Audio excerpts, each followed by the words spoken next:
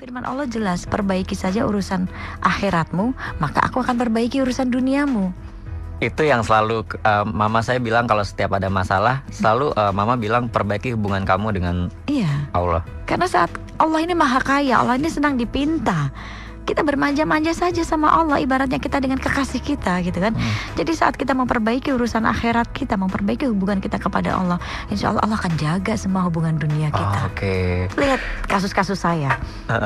Saya tidak pernah mau memusingkan, mau rumah saya kebakar sampai sekarang saya nggak punya rumah.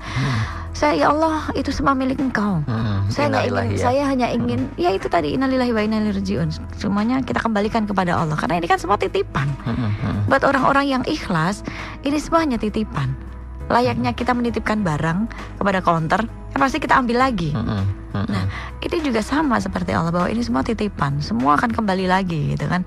Dan ya itu tadi yang semuanya akan diuji dari suami, orang tua, harta sekalipun kan diuji. Dan diri kita ini adalah ujian buat diri kita juga. Jadi saat kita dekat kepada Allah, kita hanya mencari Allah, menenangkan diri kepada Allah, insya Allah Allah jaga semuanya.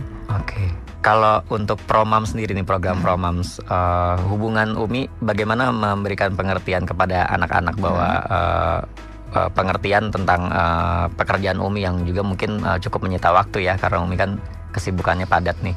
Habluminanas Umi dengan anak-anak tuh gimana? Alhamdulillah sampai sekarang saya masih bisa mengontrol, karena saya tahu tugas saya seorang ibu, apalagi saya sekarang jadi double tugas gitu ya, jadi seorang ayah dan seorang ibu juga gitu. Allah memberikan 2 jabatan buat saya, ayah dan ibu gitu, yang rezeki juga itu berarti ya. Rezeki, dan ya saya menikmati dan saya sampaikan kepada anak-anak bahwa kita butuh kerjasama yang baik, karena sekarang Umi menjadi ayah kamu juga gitu. Dan alhamdulillah sampai sekarang, karena saat saya dakwah, biasanya kalau ibu-ibu pengajian itu kan pagi jam 10 sama habis zuhur. Nah alhamdulillah pagi saya masih ngurus anak-anak sekolah dulu gitu ya. Mereka berangkat sekolah semua, rumah sepi ya kan, karena anak saya yang nomor 1, nomor 2 di pesantren kan, 2 minggu sekali baru pulang. Yang kecil-kecil ini mereka sudah sekolah semua, kan sudah SD, dan dia pulangnya sekarang sampai jam 3 sore karena sekalian les gitu kan. Jadi selama pagi sampai siang itu kan saya nggak ada kegiatan, maksudnya di rumah juga sepi. Saya orangnya nggak bisa kalau di rumah sepi gitu, yang saya akhirnya harus diem gitu. Di situ malah banyak pikiran, tapi di situ saya manfaatkan untuk dakwah, untuk bekerja di luar gitu ya.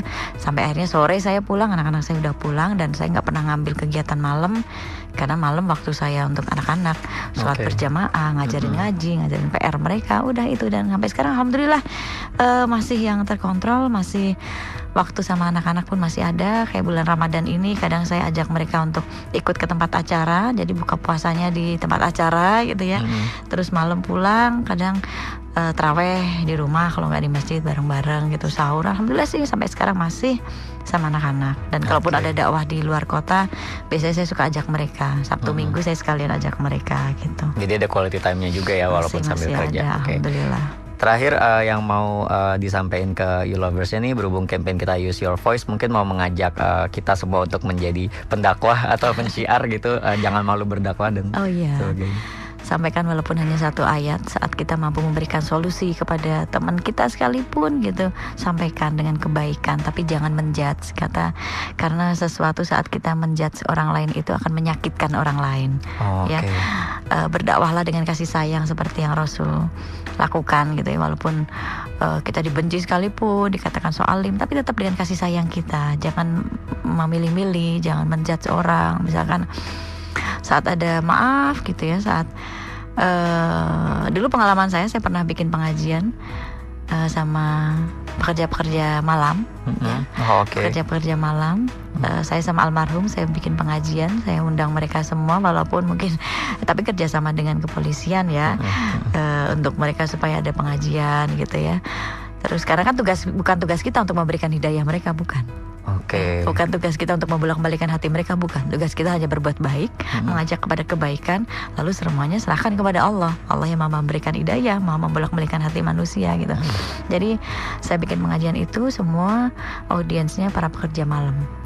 Terus setelah kita ajak, dan di situ kita nggak menjudge mereka, tapi kita jadikan mereka sebagai sahabat yang kita cuma ajak mereka untuk lebih mengenal Allah, terus lebih kepada rindu mereka kepada orang tua, yang akhirnya mereka menangis saat zikir, mereka menangis, yang akhirnya hidayah itu kan Allah yang memberikan. Dan setelah selesai pengajian itu ya alhamdulillah mereka semua tidak kembali kepada pekerjaannya masing-masing. Itu kan menjadi sebuah dakwah kita. Ya di situ itu sebuah kebaikan yang insya Allah itu menjadi amal jariah kita. Dan saat kita mampu menyampaikan kebaikan, sampaikan tapi jangan menjudge. Oke. UFM 94,7.